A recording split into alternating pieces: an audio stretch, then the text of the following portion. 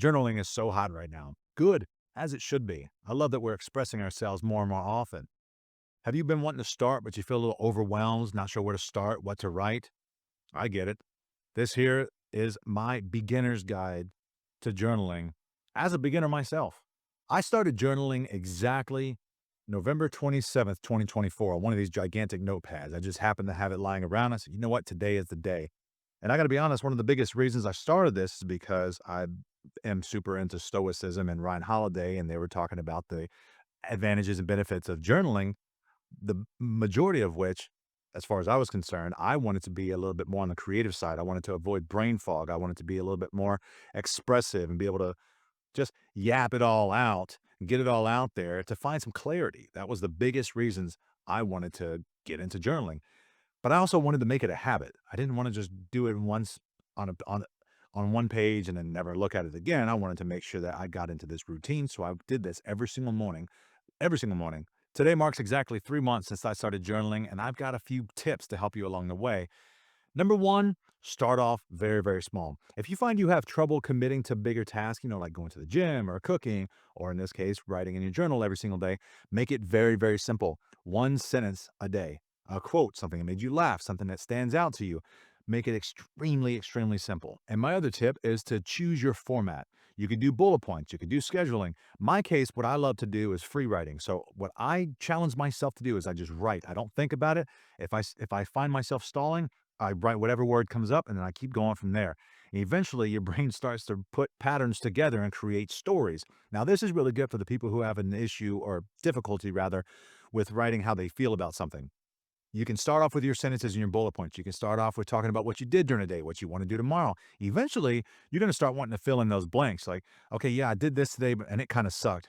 Well, why did it suck? You start asking yourself, and you start explaining why it sucked. And you start feeling, oh, I'm actually expressing myself here. And you get into more of a flow state when you do stuff like that.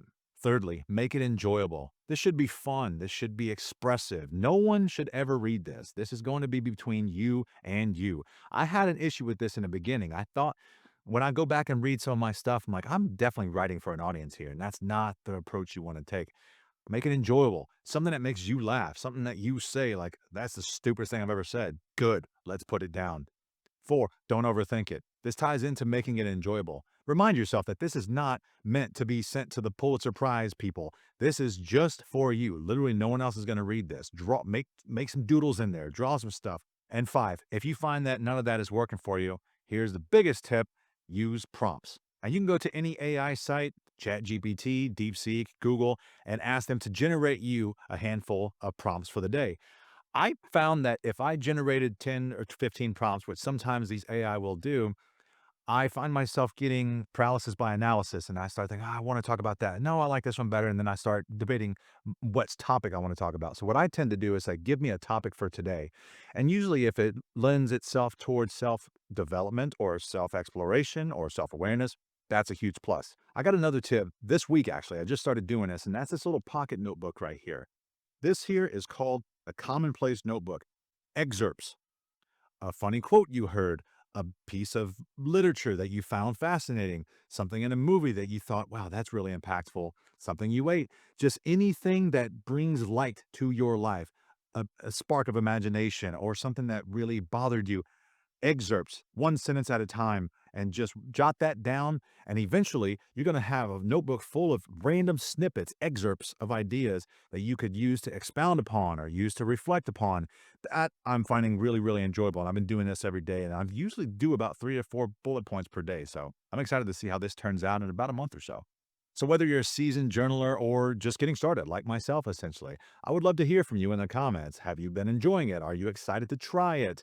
I would love to see what you guys think. So, thank you for watching. My name is Eric, and if you found this video helpful, feel free to subscribe for more tips on personal development and creativity. I look forward to seeing you in the next video.